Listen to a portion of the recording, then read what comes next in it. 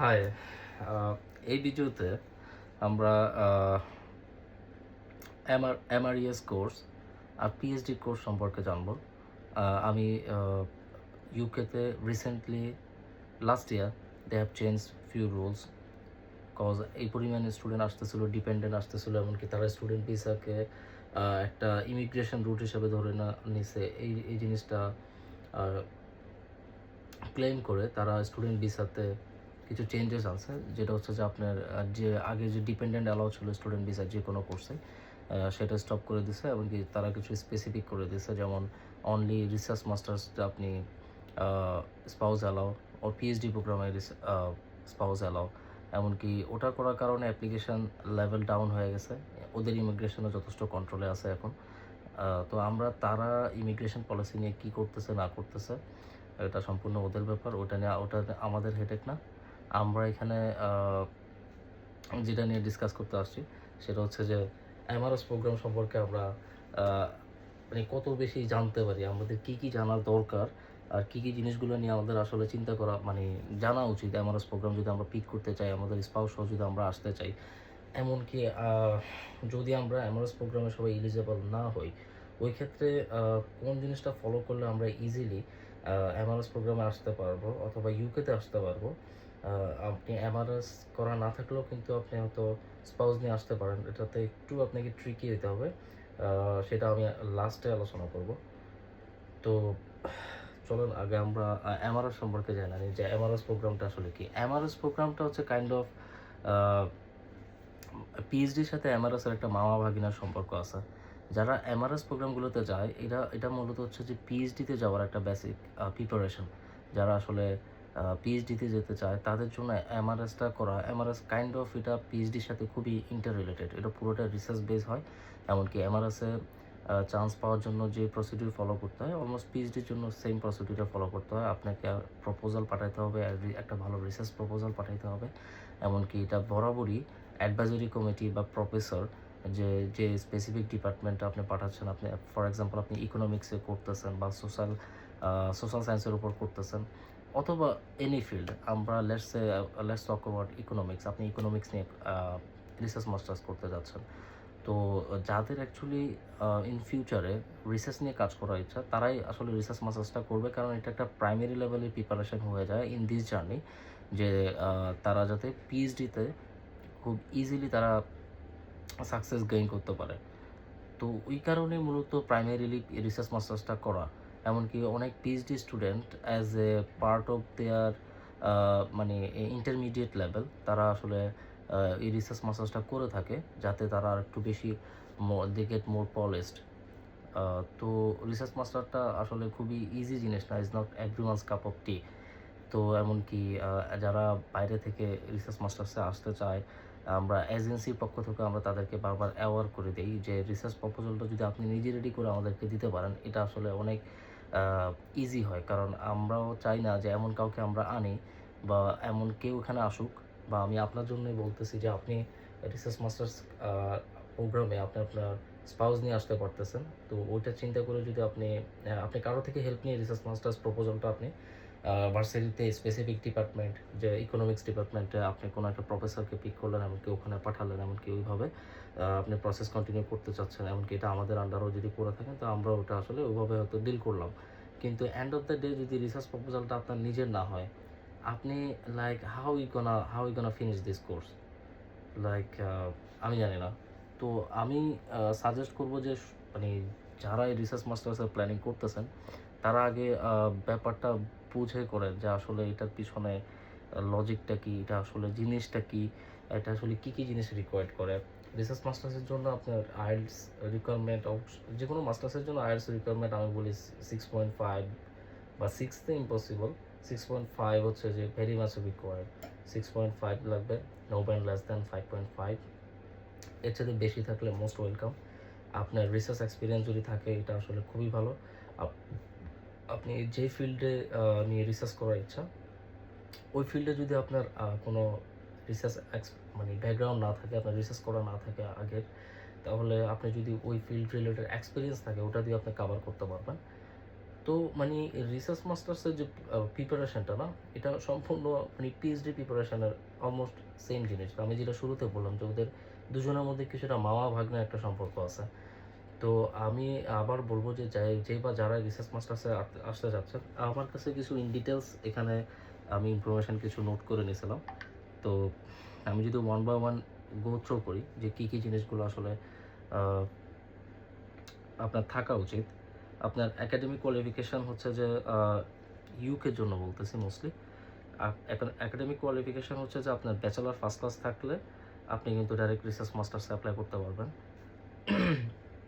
Even তো আপনার research থাকলে আপনি পিএইচডি স্কিপ করে ডাইরেক্ট মাস্টার্স স্কিপ করে ডাইরেক্ট পিএইচডিতে চলে যেতে পারবেন আপনার ব্যাচেলার যদি কমপ্লিট থাকে, এমনকি ফার্স্ট ক্লাস রেজাল্ট থাকে আর কিছু যদি রিসার্চ এক্সপিরিয়েন্স থাকে আপনি ডেফিনেটলি পিএইচডির জন্য যেতে পারবেন।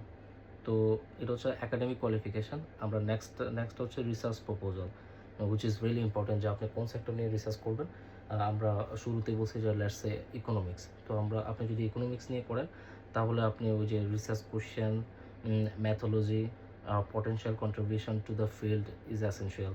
তো এই আপনার research question outline, detail outline of a research question, methodology and potential contribution, এগুলো সব কিছু আপনার প্রপোজালে কভার করতে হবে।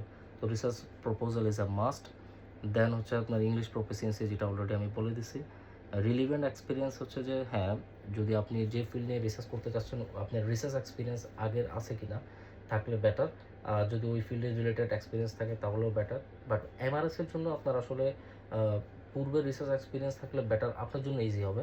বাট না থাকলেও যে আপনি কোর্সটা এনরোল করতে পারবেন না এমন না। বাট পিএইচডির জন্য আসলে এটা একটা মাস্ট। আমি মনে করি যে আপনি পিএইচডি করতে যাচ্ছেন আপনার জন্য রিসার্চ এক্সপিরিয়েন্স থাকা must. At the same time হচ্ছে আপনার জন্য যদি ওই ফিল্ড রিলেটেড এক্সপিরিয়েন্স থাকে ওটা আপনার ওই যে ওটা কাভার করে দেবে আপনার। দেন হচ্ছে যে এডিশনাল টেস্ট হচ্ছে যে some field and particular economics management, okay. তো হ্যাঁ, তো ওরা বলছে এডিশনাল কিছু টেস্ট রিকোয়ার্ড করে সামটাইমস, এটা হচ্ছে যে জিআরই বা জিমেট রিকোয়ার্ড করে মোস্টলি। আমি দেখছি যে ইউএসএ যারা যাচ্ছেন তাদের জন্য জিআরই আর জিমেট খুব বেশি রিকোয়ার্ড করে। ইউকের ফিল্ডটা একটু ডিফারেন্ট, এখানে সব কেসে হয়তো জিআরই আর জিমেট ওরা রিকোয়ার্ড করে না। বাট ওই ক্ষেত্রে হচ্ছে যে আপনার প্রপোজালের উপর বেশি ফোকাস করা হয়। আর নেক্সট হচ্ছে যে আপনার ওই বেসড এক্সপিরিয়েন্স অথবা আপনার প্রিভিয়াস রিসার্চ এক্সপিরিয়েন্সের উপর ওরা মেনলি ফোকাস করে। এমনকি রিসার্চ প্রপোজালটা যত বেশি স্ট্রং হবে, অ্যাগেন আপনাকে কিন্তু সুপারভাইজারি যে টিম আছে, your application should have gone through a supervisory team. এটা কমপ্লিটলি ইউনিভার্সিটির একটা সুপারভাইজারি টিম, তারা আপনার প্রপোজাল অ্যান্ড এভরিথিং দেখবে। এমনকি অন বেসিস অফ দ্যাট এটা যদি বেটার হয় ইন পিএইচডি সেক্টরে আপনি কিন্তু ফান্ডিংয়ের জন্য অ্যাপ্লাই করতে পারবেন। যদি বেস্ট টপিক ফাইন্ড আউট করেন, এমনকি প্রফেসরকে ম্যানেজ করতে পারেন, কনভিন্স করতে পারেন, ওইভাবে আপনি হয়তো ফান্ডিংও পেয়ে যেতে পারেন। এমনকি which is tough but it's not impossible, like it's not rare বা এটা যে নাই এমন না, যেটা ইউএসএতে খুবই অ্যাভেলেবেল বলতে অ্যাভেলেবল তো না, মানে ইউএসএতে আমি দেখছি যে বাংলাদেশ থেকে একটা good number of students every year যারা পিএইচডির জন্য গেছে, এমনকি ফুল ফান্ড স্কলারশিপ স্টাইপেন্ড নিয়ে গেছে। ইউকেতে এটা আসলে রেয়ার। বাট আপনি যদি ওভাবে খোঁজ নেন তাহলে আপনি অবশ্যই অনেক অনেক অনেক স্টুডেন্ট পাবেন যারা অলরেডি ইউকেতে ফ্রি ফুল ফান্ডেড স্কলারশিপ নিয়ে পিএইচডি করতেছে। এরপর হচ্ছে হ্যাঁ, এখানে পিএইচডি প্রোগ্রাম কিন্তু আপনাকে অফার করবে মেবি 3 ইয়ার্সের জন্য। আপনি যদি পিএইচডির সাথে এমআরএসটা অ্যাড করেন তাহলে 4 ইয়ার্স। সামহাও আপনি হয়তো একটু ডিলে করতে পারেন, 4 থেকে 4.5 বছর পর্যন্ত টানতে পারবেন। বাট বেসিক্যালি মেইনলি এখানে পিএইচডি 3 ইয়ার্সের জন্য হয়, আর ওই রিসার্চ মাস্টার্সটা 1 বছরেরই হয়। তো 1 থেকে 1.5 বছর। তো ওই টাইমটা 4 থেকে 4.5 বছরের মধ্যে আপনি ডান করতে পারবেন। তো যেটা আমি ভিডিও শুরুতে বলছি যে রিসার্চ মাস্টার্সটা অনেকেই পিএইচডির একটা পার্ট হিসাবে করে থাকে, যাতে পিএইচডির জন্য যে ইনিশিয়াল প্রিপারেশনটা লাগে, papers work, you have to go through a lot of paper works. তো ওটার জন্য যে ইনিশিয়াল প্রিপারেশনের লাগে, ওই প্রিপারেশনটার জন্য অনেকে এই রিসার্চ মাস্টার্সটা করে থাকে। তো এটাকে আমরা ইমিগ্রেশনের পাথওয়ে হিসেবে যদি না ধরি, এমনকি যদি ওভাবে আমরা স্কিপ করি, এটা আসলে আমি মনে করি বেটার হবে। Because it's not everyone's cup of tea, আমি অ্যাগেন বলতেছি। আর এটা হচ্ছে যে হ্যাঁ, যদি ফুল টাইম পিএইচডি করেন এটা হচ্ছে 3 to 4 ইয়ার্স, যেটা আমি বললাম। আর যারা পার্ট টাইম করে থাকে ওদের জন্য 6 to 7 years। তো ইন্টারন্যাশনাল স্টুডেন্ট যারা বাইরে থেকে আসবেন তাদের জন্য তো এটা পসিবল না, ফুল তাদের জন্য পার্ট টাইম অফার করবে না। পার্ট টাইম পিএইচডিটা অনলি অ্যাভেলেবল ফর সিটিজেন, যারা এখানে সিটিজেন রুটে আছে, এনি কাইন্ড অফ রুটে আছে, যারা এখানকার স্টে পারমিট আছে, তাদের জন্য হচ্ছে যে পার্ট টাইম পিএইচডি যেটা সেটা। আর ফান্ডিং এটা অলরেডি বলছি যে আপনি যদি ফান্ডিং করেন তাহলে ওইভাবে আপনার প্রপোজাল ইউনিভার্সিটিকে ওইভাবে প্রপোজাল পাঠাইতে হবে with cover letter and everything. তো তারা যদি ওইভাবে তাদের ফান্ডিং থাকে স্পেসিফিক কোর্সের জন্য বা স্পেসিফিক ডিপার্টমেন্টে, তাহলে ওইভাবে আপনাকে অফার করে থাকবে। অ্যান্ড দেন ইন্টারভিউ, অফকোর্স আপনাকে you have to go through a lot of interviews from the university, from the specific department, and even the advisory team আছে, ওখান থেকেও আপনাকে ইন্টারভিউ হতে পারে, অথবা যে স্পেসিফিকলি যে প্রফেসর আপনাকে পিক করবে ওই প্রফেসর থেকেও আপনাকে you have to go through several interviews for PhD or MRes program. তো যারা মানে বাংলাদেশ থেকে স্পেশালি যদি এমআরএস প্রোগ্রাম নিয়ে আসার প্ল্যানিং করেন, আমি বলবো যে মানে আপনি একটু রিথিঙ্ক করেন, যে কারণ এমআরএস প্রোগ্রামটা আসলে সবার জন্য না। তো বুঝে শুনে অ্যাপ্লাই করেন। আপনাকে হয়তো এজেন্সিরা বলে ফেলবে যে হ্যাঁ হ্যাঁ উই ক্যান ডু দিস, তারা আপনার জন্য হয়তো প্রপোজালটা রেডিও করে দিল, আপনি যে কারোর কাছ থেকে হেল্প নিয়ে প্রপোজালটা রেডি করে নিতে পারবেন, হয়তো আপনার অ্যাডমিশনও করে নিল, then you have to continue this course, just think about that.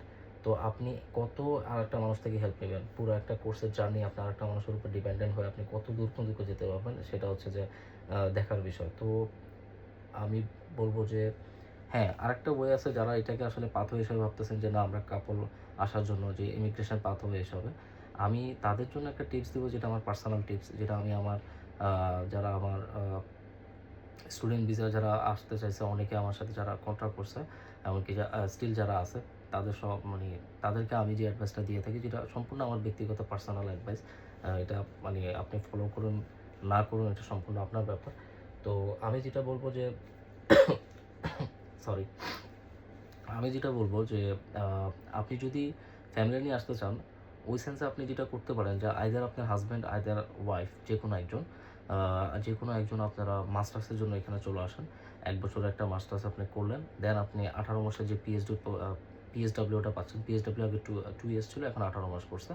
তো যারা ওই পিএসডব্লিউতে যাবেন, then you earn a good amount of money, then আপনি 1 বছরের মাস্টার্স করলেন আর 18 মাসের পিএসডব্লিউটা করলেন। তো পিএসডব্লিউতে গিয়ে আপনি ফুল টাইম জব করতে পারতেছেন, এমনকি আপনি যখন স্টাডি আসছেন তখন আপনি 20 আওয়ার্স ওয়ার্ক রাইট থাকবে, স্টিল আপনি ডানে বামে যদি একটু ঘোরাফেরা করেন, ওই সেন্সে হয়তো আপনি আমি আসলে ওসব নিয়ে কথা বলতে চাচ্ছি না। তো আপনি আপনি 1 ইয়ার মাস্টার্স করলেন, দেন 18 মান্থসের যে পিএসডব্লিউ পাবেন, পিএসডব্লিউতে ফুল টাইম ওয়ার্কার থাকবে, ওই ফুল টাইম আপনি ওয়ার্ক করলেন, এমনকি ইউ মেক এনাফ সেভিংস, দেন আপনি চাইলে এমআরএস প্রোগ্রামে গিয়ে আপনি আপনার স্পাউস নিয়ে আসতে পারেন আরেকটা মাস্টার্সে গিয়ে, অথবা যেটা আমি এমআরএস বলতে নিষেধ করতেছি, যে আপনার যদি আসলে এডুকেশন লাইন নিয়ে বা রিসার্চ লাইন নিয়ে প্ল্যান না থাকে ক্যারিয়ারে, তাহলে আপনার আসলে যাওয়ার দরকার নেই, যেটা আমি নিষেধ করতেছি। আর যদি আরেকটা জিনিস করতে পারেন, সেটা হচ্ছে যে আপনি আপনার কোর্স কমপ্লিট করে 18 মাস জব করার পর, ফুল টাইম জব করার পর, আপনি এমন ফিল্ডে 18 মাসটা পিএসডব্লিউ 18 মাসটা জব করা উচিত আমি মনে করি, যেখান থেকে আপনি ইজিলি একটা স্পন্সর ম্যানেজ করতে পারবেন। যখন আপনি স্পন্সরে যাবেন তখন আপনি আপনার স্পাউসকে নিয়ে আসলেন, তো আপনি রাফলি আপনি কত, যদি অল ওভার আমরা হিসাব করি 3 ইয়ার্সের একটা টাইম নিয়ে আসতে পারেন, যে 3 ইয়ার্স আপনি হার্ড অ্যান্ড সোল ট্রাই করলেন, এনাফ সেভিংস করলেন, দেন একটা আপনি স্পন্সরে চলে গেলেন, আপনি আপনার ফ্যামিলিকে নিয়ে আসলেন, ইজি। তো আপনি ওভাবে কাজ করতে পারেন, যেটা আসলে আপনার কারণ আমি আমি কেন আমি বলবো না যে আপনাকে ইউকে পিক করতে হবে, আপনি you can pick any countries, but আমি ইউকেতে আছি, এমনকি আমি ইউকে স্টুডেন্ট ফাইলস নিয়ে কাজ করতেছি এই মুহূর্তে। তো ওই ক্ষেত্রে আমি চাইবো যে মানে আপনাদের কনফিউশনগুলো ক্লিয়ার করতে। তো এই ছিল আমার পার্সোনাল লেভেল টিপস। বাকিটা if you anyone out there needs any kind of personal level help, you can knock me. Thanks for watching this video. Bye.